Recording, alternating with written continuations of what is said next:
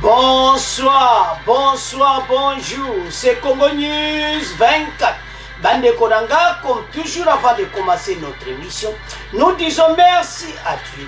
Nous disons merci à nos chers abonnés et téléspectateurs qui nous suivent partout dans le monde et en RDC. Bande Konanga, soyez les bienvenus. À la une, chers téléspectateurs, on va commencer cette émission, Bande Konanga, avec la reprise des combats. Bandeko, reprise des combats. Bandeko, c'est lundi 4 juillet 2022, FARDC armée rwandaise 1-23 à Kisigari. Bandeko, to commission à Kisigari. Donc, Tozaga quoi avancer. Alors, Bandeko, dans les territoires de Rutshuru. Bandeko, Boko Yoka ndenge nini lekaki. Comment population a sauté ndenge nini FARDC a avancé. Alors bande kolanga tozala connecté parce que le lundi na tongo ezaki somo. Alors tozala connecté peut développer une émission là. Deuxième point, chers téléspectateurs, boyoka interview bande kolanga. Il y a président rwandais sur la télévision rwandaise. Bande komakaba lobby boko yoka naba momo ko utiliser contre ba congolais. Alors les amawatu.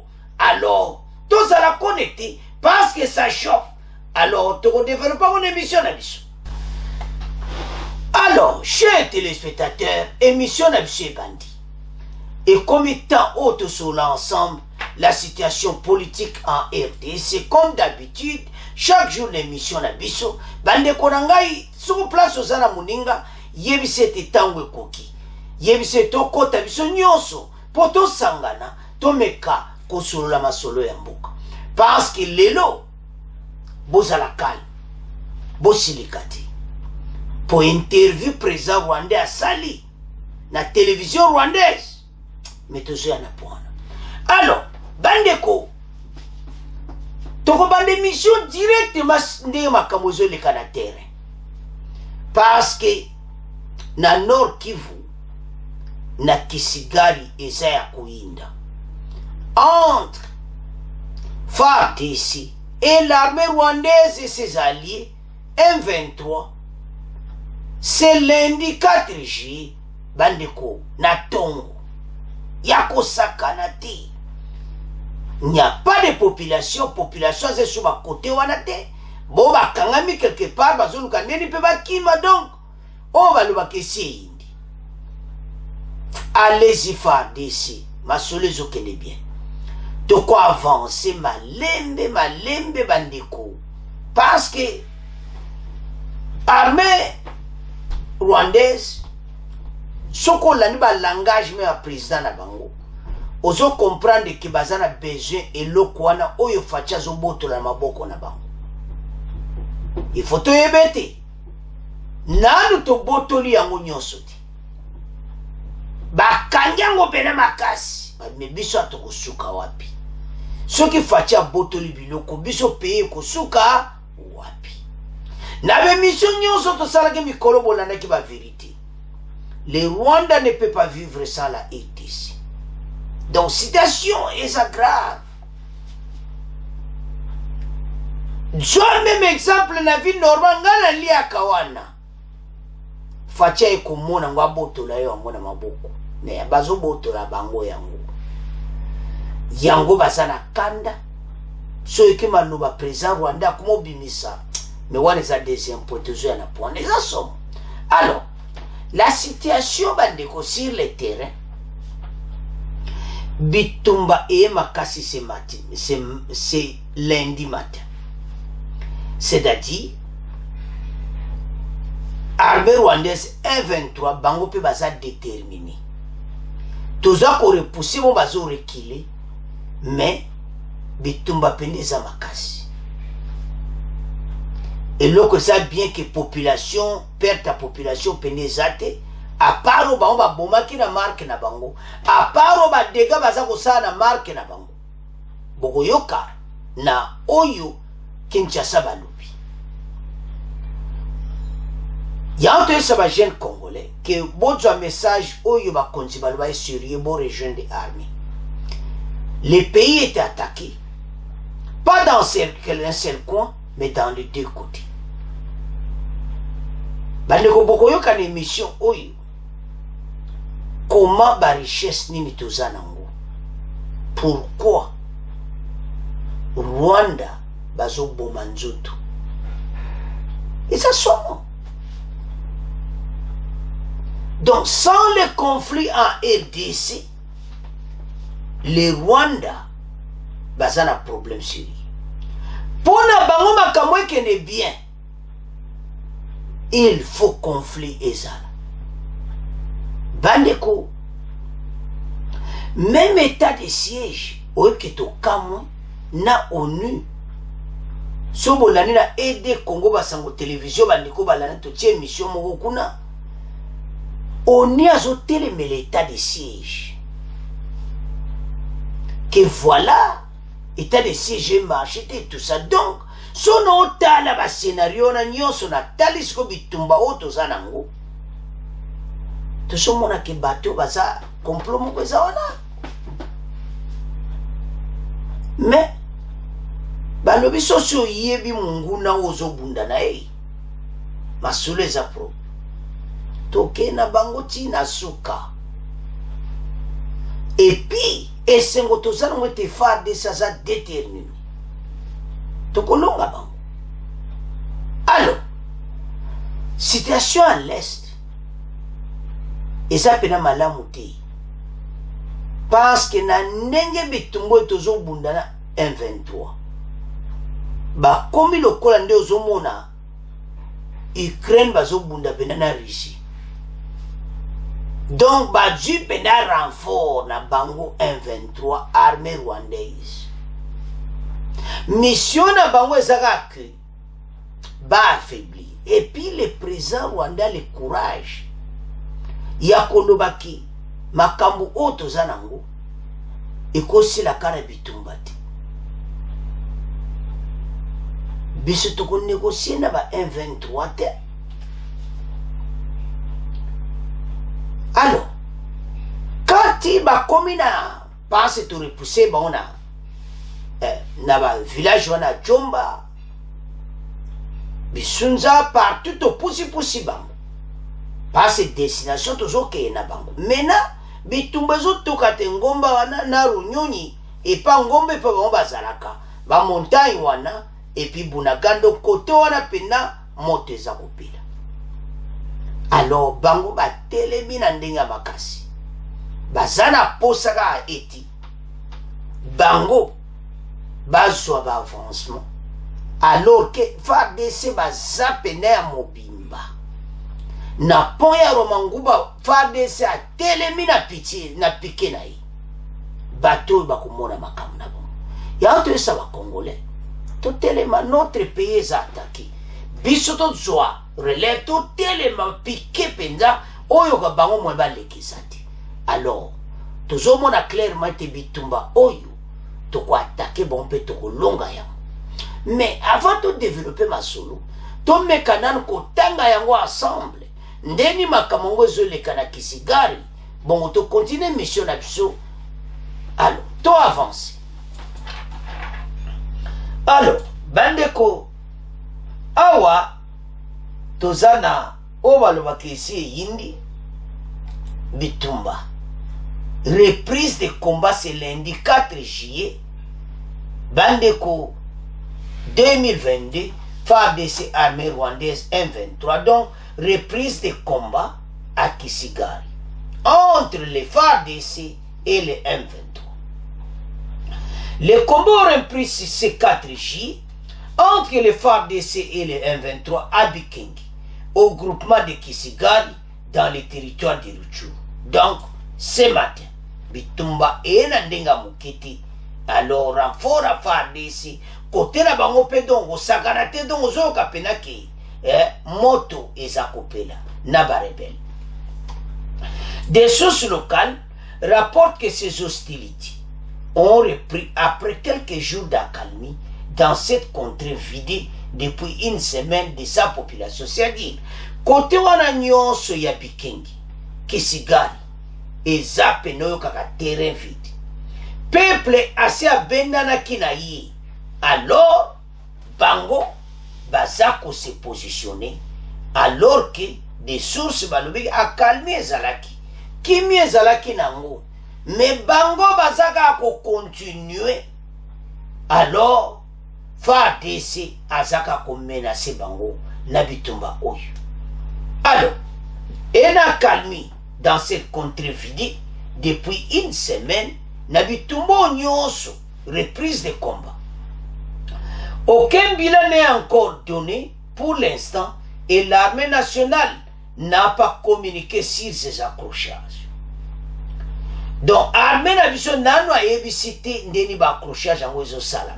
Mais ce qui est vrai, n'a pas zone à déplacer, donc, Ezako Saganati. Alors, des sources civiles déplorent cependant la précarité de la situation des déplacés venus de cette zone de combat. Donc, bazota la seconde nini population, oya kimi, bazoya tina ruturu centre, ndenge nini, ba situation na bango précaire ezali. Alors, ezamawa. Mais, FARDC a continué, au balobaka des avancées. Des sources civiles déplorent cependant la précarité de la situation des déplacés venus de cette zone de combat. Ces ménages de déplacés viennent des conditions difficiles dans les lieux de refuge. Alobi batu oyo nyonso ba se réfugiés, ba situation na bango comme difficile. Yango baye na maboko ya FARDC pour baye ba meka ko aider bango. Mais situation va déplacer et ça peut être mon boulot. Car c'est n'importe quoi toujours le parti. Yé on n'est sikoyo, allions pas protéger population. Population on a place au bazar mon boulot. On est pas aider bango. Balouka badja bango placement à bien parce qu'ils sont là pendant 20 ans MONUSCO pour aider population. Mais cette population ne peut pas continuer à périr tant que bango bazawana bazo salé le côté. Avançons. Certains civils sont en déplacement vers le centre, alors que d'autres sont contraints de rester dans les zones de combat sous occupation des rebelles pour tenter de se ravitailler. Alobi, Bamususu, Bakimi, mais Bamusu Batikali côté Yakisigari, Plabitumbe etoka. Parce que côté kuna armée wana M23, armée rwandaise, Bazo Luka, Bazo se ravitailler mais au salam. Alors, bande ko botala situation sous occupation des rebelles pour tenter de s'y ravitailler, alors que d'autres contre parce que ça n'a choisi batikali côté kuna pour bas donc osomona que rebelle oyo non soboyo kama kanto que non malembe mais ça fait mal.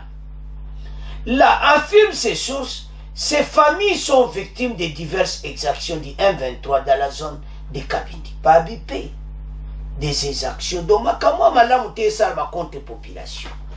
FARDC, bon ça ma casse, bon je la biso. Kisigari, bon avancer to boto la bunagana. Parce que bango ba armé o ba yenango ba koti na nzela ya Uganda. Ba résistance oyo tozo kenango ba kusuka. Avance. Là, affirme ces sources, ces familles sont victimes de diverses exactions de Bazakoboma, Kosama Kamabekwa, Kuna. Ces affrontements ont repris 2 jours après que les forces loyalistes ont annoncé avoir neutralisé 27 rebelles M23. Boyebi le samedi, ont neutralisé 27 bomba rebelles Bakuti Bangodo Akola, la Bibembe. Alors, et les alliés rwandais au groupement de Boueza dans les territoires de Ruchu. Donc, wano ba kufiando ba Rwandi. Soto comprendre pas. Tout ça pour l'armée rwandaise. Bande ko, na normal boy. Bango, ba koza na bibundeli oti. Et puis ba koko résister boyti. C'est pour ça que FARDC se place et au moins tout ça pena bitumba. Tout ça bitumba entre les deux pays. makambo Rwanda zosala eko risque bango parce que makambo bozomo na Russie wana la Russie est un grand pays et c'est un grand pays un jour makambo bomba osala makambo ebele kozongela bon parce que boyebu esala makala na Russie depuis longtemps et osama siko. Alors ce qui se passe maintenant un jour ko balukela bango les enfants congolais bazo kola ba okoma pe ba konzi ba président de la République i ba ko revendiquer pays na ndenga mukiti. Rwanda a stoppé Koyedi M23 a reculé au balubaka le retour au Berkay. Alors bande konanga sans plus tarder toyoka ndenge nini bitumbango zotoka ndenge nini bango baza na Kisigari ndenge nini makambo zoleka bongo to continuer mission na biso parce que to yebite bitumbe bandi c'est lundi ce matin alors 4 jours alors tolanda bongo to continuer mission na biso. Madame, Messieurs, bonjour. Ce journal part du Nord Kivu. Des échanges de tirs ont encore opposé ce lundi matin les forces armées de la RDC aux rebelles du M23 dans la zone de Bikenke. C'est dans le groupement de Kisigari, territoire de Rutshuru. Aucun bilan n'est donné pour l'instant. La zone reste vidée de ses populations en déplacement depuis plus d'une semaine déjà. Le récit de Bernard Nyangi. Les combats ont repris autour de 9h locales ce lundi, après une accalmie précaire ce week-end dans la zone, indiquent plusieurs sources locales. Elles précisent que ces affrontements sont situés dans la zone entre Bikenke et Runyoni, à cheval entre le groupement de Jomba et celui de Kisigari. C'est précisément à environ 17 km sud-est de Rutshuru Centre et 15 km au nord-ouest de Rumangabo. L'armée n'a pas encore communiqué sur ces affrontements. Pour les sources coutumières locales, cela se passe dans la zone vidée de ces populations civiles depuis plus d'une semaine. Dans les médias, on ne dispose pas assez d'informations pour établir un bilan. Ces sources civiles déplorent la précarité de la situation des déplacés venus de cette zone. Elles continuent de se dégrader dans leur lieu de refuge. Certains civils en déplacement vers Rutshuru Centre sont contraints de rester dans les zones de combat qui sont sous occupation des rebelles en groupement de Jomba pour tenter de se ravitailler. D'autres sources affirment qu'en représailles, plusieurs d'entre eux auraient même été tués ou torturés par les rebelles dans la zone de Kabindi, entre autres. Goma, Bande Koranga totangi biso nyonso. Toyoki ndenge makambo wana tu ezoleka na terrain. Toyoki mesiko tomeka na ko développer yango. Bandeko situation tozanango pour le moment totala na population. Azala situation difficile parce que la village nyonso neti place bitumeza na Kisigari doza fidèle de la population. Tous batoyo bakangami bali do batingami penake bango kaka tato bengani bango bakangama kaka po bazana besoin ya ba richesse na biso. Nous avons un problème. Donc situation tozalango bandeko na ngai. Et ça que pour le moment tout s'organiser peut-être très bien. Poto ke na ngombango parce que iloko ni bawa osaki to koma bunagana ti. Bango bazo bloquer makasi bati ba pilier na ba rwandais ba yena ba arme ba canon do ba bitumbu de libena ba makasi. Mais siko bazo mona peso ute para biso. Mais bazo kata sonte bazo lo baki biso wal to jongo na MONUSCO. Donc MONUSCO azasima na biso. Donc bon mona comment armée rwandaise ba yebaki armée na biso. Ba yebaki même bundele tozalango. C'est-à-dire ben filtré bazalaki. Comment on va yeba arme nyonso biso tozalango. Ba yebaki pena o pena nzokande. Tuzi biloko asika. Bango bazo minimiser bazo no bake e ba arme wana nyonso bazwi wapi na MONUSCO. Alors que ce n'est pas vrai. Tous à l'ensemble pour tout mega ko avancer situation. Parce que bandeko nyonso na ba parti politique bobosa na makambo ya l'élection bolandi. Ça dit situation na terrain za mobulu. Mais il y a des avancées à côté à FARDC, c'est pas tout comme à Kisiga. Donc, na côté wana nyonso bon que tu avances. Na bikenge ba côté wana nyonso. FARDC azo contrôler. Rwamanguba, FARDC azo contrôler. Donc, vous avez première qu'il y a des avancées. Mais makambo tout peut se réaliser. Parce que pour ça, c'est ça que tout boto la Bunagana, Runoni, Chanju, Bangonyo, Subazonga, Rwanda et pas Baoutaki. Les Congolais en a marre. So boyo qui m'a kabu présent Rwanda zolo banaba Congolais. Ah, mais toujours un point. Alors, nous avons suivi l'extrait et tu comprends comment la situation actuelle est. Et bien infiltré pour le moment, na bango bateau tout ba yako seba osa mboka na biso mobulu. Basi ba yeba na momba komi na mona problème. Mais et loko tozo sepela. Et te faire des sasa maintenant organisé. Baza déterminé. Il y a des avancées sur le terrain et bende les koyate allez-y faire des. C'est quoi? Tozo ça va congolais qui tâche ya faire des césar qui facilite. D'abord armée oyo fatia kuta kezaki armée moko déjà mawatu yango soki tolanda conclave à PPRD baza ko critiquer fatia ko loba voilà eza makama dictature et puis ba projet eza ko se réaliser et tout ça mais boso mona makambo ba charge botikeli fatia PPRD za mutu akokusu ko lo mabeti PPRD boza la sima ya FARDC. Ba Congolais nyonso toujours se met parce que moi bande comme ça. Vous parvenez à prendre des micros na yo. Ozoloba pour contre Mboka. La façon dont ozoloba, yozo kanzo zolobe la président de la République.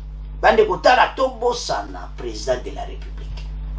Son Excellence le président Fachi après bané na yo au pouvoir à kokende. La RDC tikali Mboka noka ndengeza. Parce que ce que nous voyons sur le terrain, ce qui peut peut-être aux Zaïni, bah aider aux Pessama. Je n'ai pas un exemple. Parti à PPRD. Son Excellence, bah Kutana, Son Excellence président de la République. Parti à ici, bah Kutana, président de la République.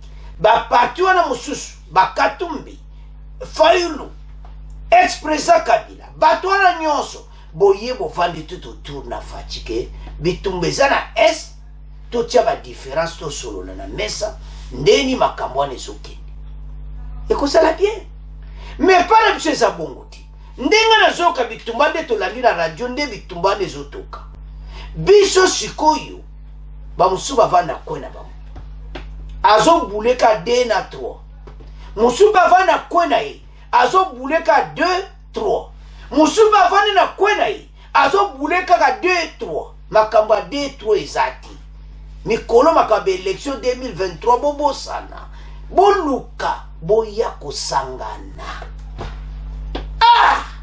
mboka oyo quel esprit otozo yo kawana ezo senga tozala bomoko mete bongo te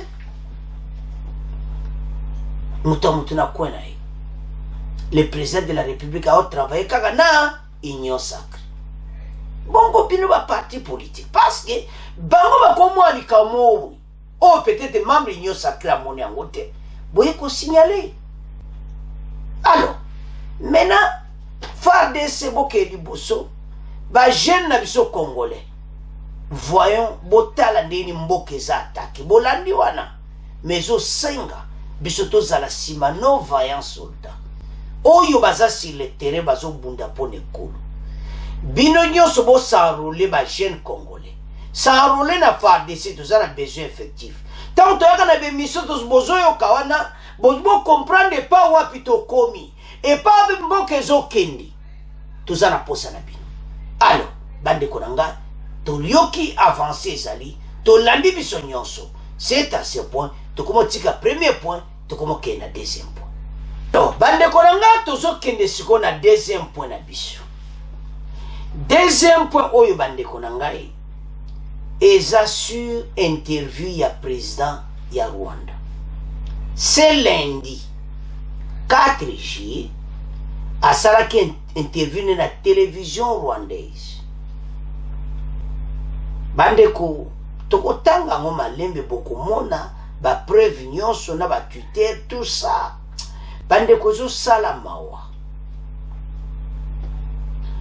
Président Rwanda, il a commencé d'abord Yakolobati guerre Rwanda bango bazasima 1-23 ti eza makamba biso na biso et puis alobiki bitumba oyo ekoko sila kaka na bitumba ti il faut batu basolola d'une manière d'une autre biso to négocier na 1-23 kop na ye esimba pour affaiblir l'armée ndenge basalaka na 2014 eza même formule kolongola te kobaksa te même formule basalaki na ex-président de la République Joseph Kabila. Donc la même chose na éviter quel courage tant bango bazoloba yango et c'est vraiment biso to ça basoba toko ndima suba négociation na bango non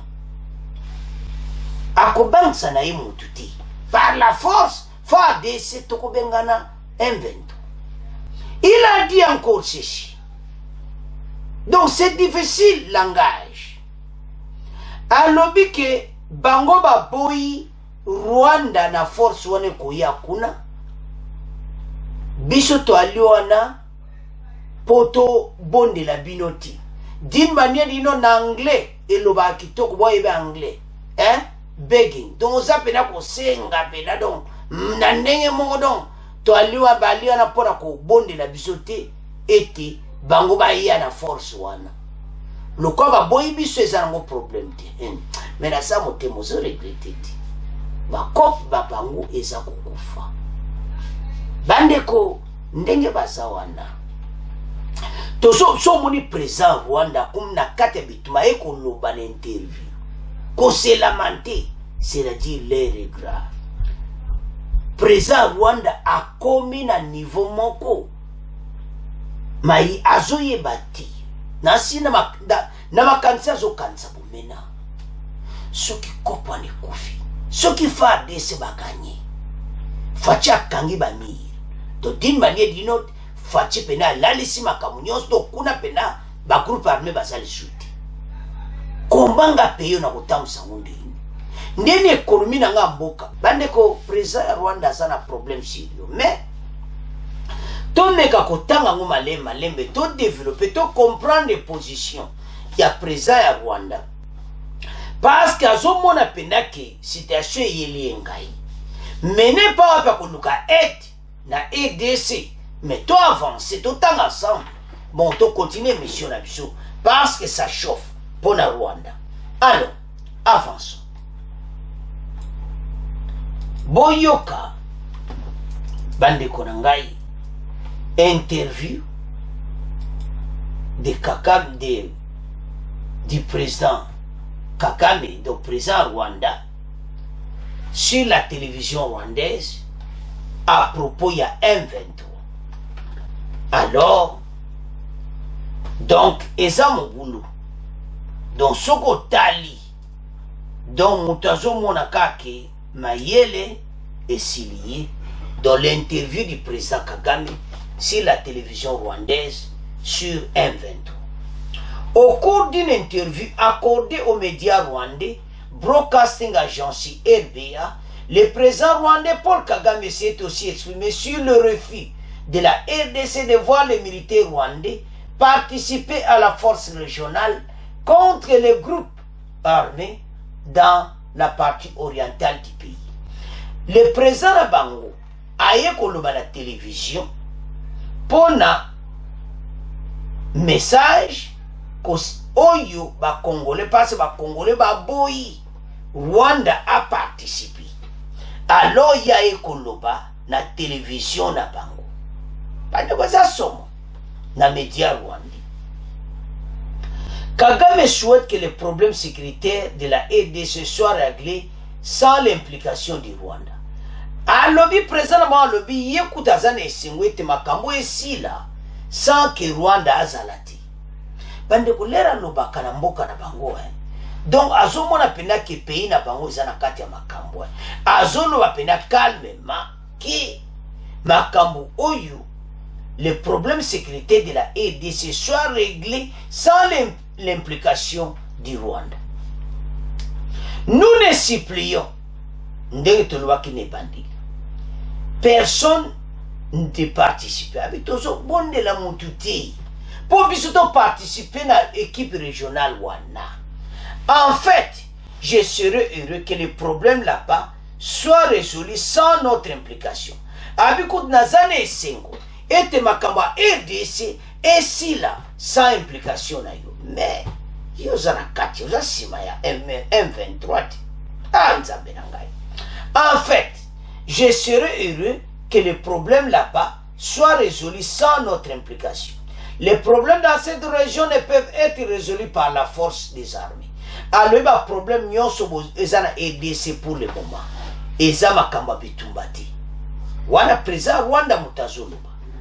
En fait, je serais heureux que les problèmes là-bas soient résolus sans notre implication. Alors, il y a les singo. Et te makambo nyonso ezotoka kuna na est et si la sans implication na bango.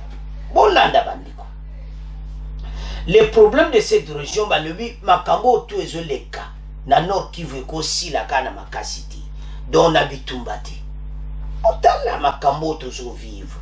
Bandeko ezamawa après botanga pe na anglais, beaucoup moins en anglais na mopanzi na droite. Ce n'est pas vrai. Au contraire, la RDC soutient la force génocidaire FDLR.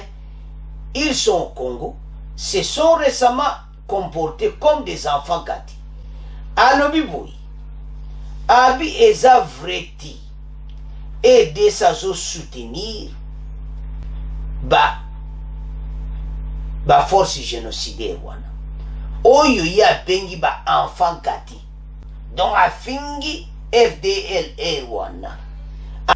Kivu, une zone de richesse, demeure l'épicentre de l'activisme de plusieurs groupes armés. Donc, le sol l'a dit bien, Kivu, ezapena na kama groupe armé à Kusakanati. Agression à l'est de Nord Kivu, une zone d'influence naturelle du Rwanda. Awa, to comme na point. So, tant na batute Rwanda. Donc, Bango, bazo condamné que FARDC sazo collaborer na FDLR. Et puis à fingi Bango, abi bazo se comporter, Bango banani, ba FDLR se sont récemment comportés comme des enfants gâtés. Mais le mot utilisé Zamanamuti. Alobi que Kagame a démenti le soutien, a démenti qu'il a supporté M23.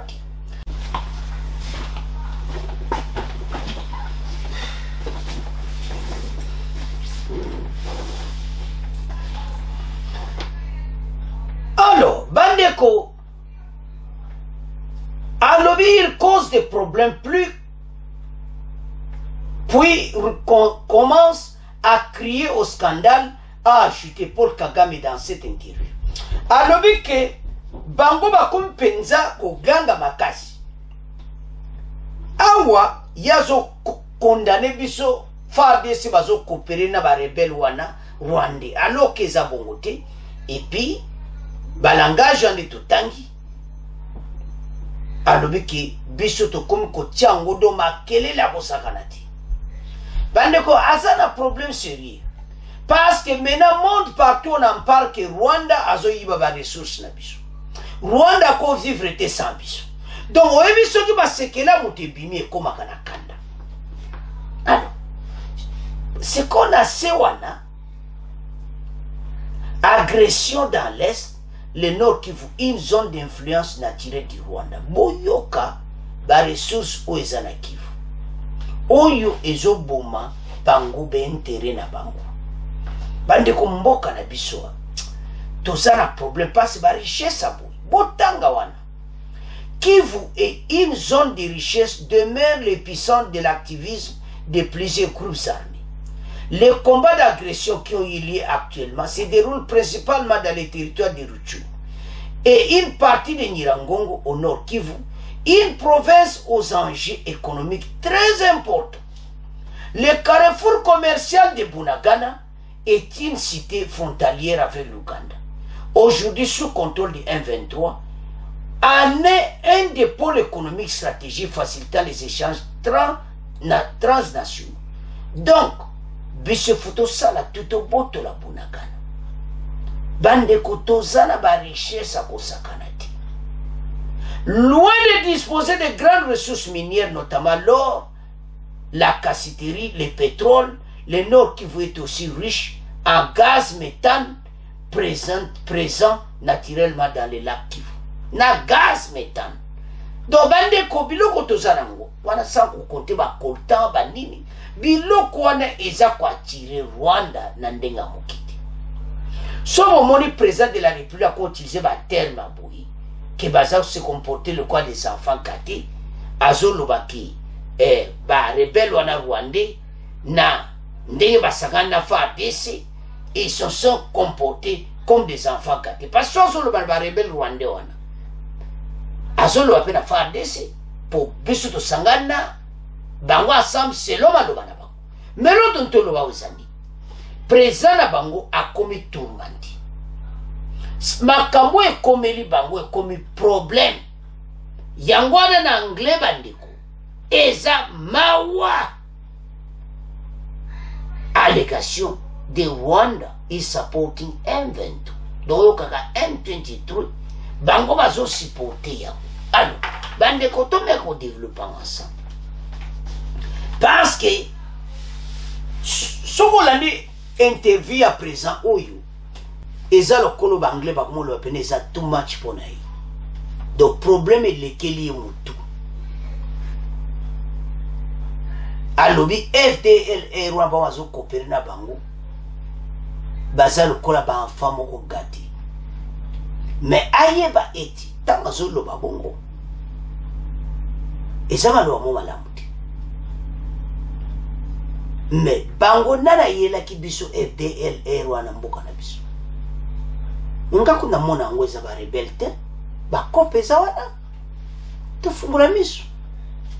Bila bozo mona ke voilà ba no bango le uso ba place na bango ba kope na ozo leka yo yebande. Bande la situation est difficile. Toza tellement na richesse na Nord Kivu.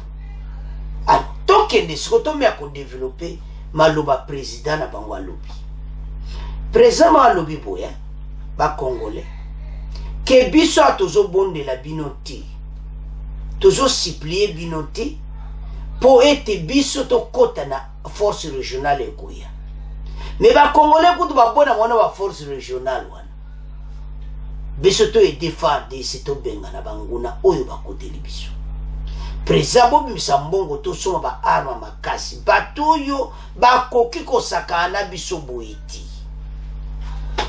Ndenge bazana mayele sili bango. Donc bazo yebate where to go. Donc bazo tala left right babia. Mayele sili bango. Alors balobete bitumba oyo fa dese ba bunda na M23 e koko sila na force te. Tango ya zolo babongo ayebi po na zolo babongo. Pourquoi si la na force iti? Parce que yende nga zawana ayebiete bibundelo ya memela ki bango e ko résister ti biso to kolemba to lobate ti kakaka to yokana e ko salamati. FARDC a kotikala ko négocier na bango te. Président de la République aza clair côté wana. Ceux qui battent Minduki na bango ba kota na DDRC et pas musa okende zati pour les bazotonga mingo ki ba colonel na ba général la zoto wuti na ona M23 to kota na FARDC. Obi makambo ele kaka na 2014 ko soko zotanga makambo wana epesa anga pasi na kanda bande kuna 2014 taba senga ki ba kota et puis ba yibisi gouvernement na biso liboso était ba généraux wana na ba kolno ba uta M23 bango fo ba salaka kana Kivu au lieu botini ka ba ta soki wapi dans d'autres provinces bango ba sengi ba za shuka ka wana pour ba avancer pena business bande ko ba salimbongwa voisin aliona mayele si les alokola montayiba ko kangi ezo lokolo kangi ndoki makasi nyonso esili akumika biloba loba bande ko ndenge baza wana mayele sili bango présent pour ça d'interview c'est lundi 4 juillet si la télévision rwandaise monde ezolanda makambo azoloba so landi bien omona ke moto aza tia na problème na balangage akomi dia na situation sérieuse parce que problème na ye pour le moment eza que bitumba wana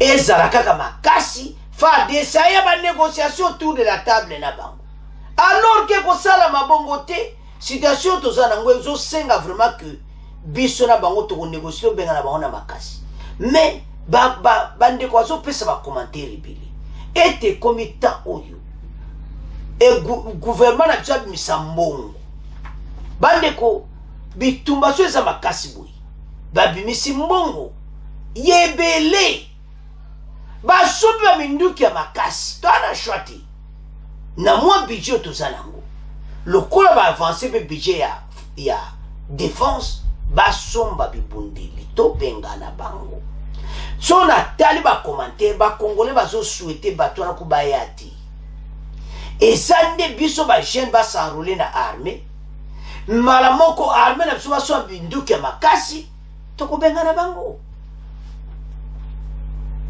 soki lelo ba tshepso embargo ina ne après ba yebi eza ba cop na bango na embargo boko sala siko bozo nde to bengana bango kuna ba village wana ba komo lo baki FARDC monosto aza sima na biso po ba mani bundela makasi mais eloko tozo yesa ba congolais anini lelo na émission oyo eza que FARDC a continué kobunda biso nyonso to supporter bango toza sima na bango bendele kwa ete ya mibale makambo président rwandais aluto loba biso skoto prouver ye po ye azomona kaka ye aza bibundela makasi biso za na mbargo parce tant aza koutiliser langage que bitumbu ekosila na force te donc négociation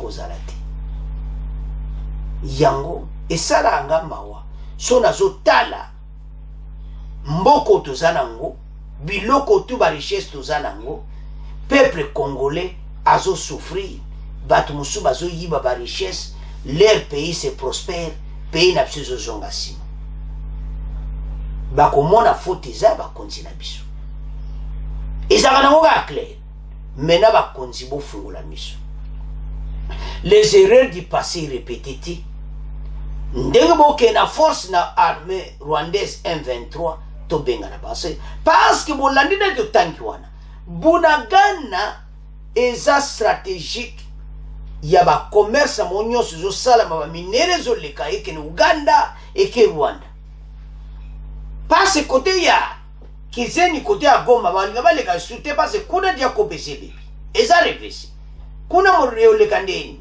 e komi nyonso bunagana porte comme menjour to côté la bino to ko benga na bino pe boko kende alors FARDC allez-y bendele koyati mais tonton le régime point à présent rwandais présent na bango a comme na problème comme mutu nyonso place yo liaka ba komo kanga robini fachi akangi robini na ye mena asengi présent ngolé médiation makasi basolola mais masolo wana yazo senga makamba pe wana to linga bongo te to continuer président de la république bo continuer FARDC kende marche ko bengana bango soki ya lingi négociation M23 batika minduki sans condition bakoti na DDRC watu kosulu eza problème te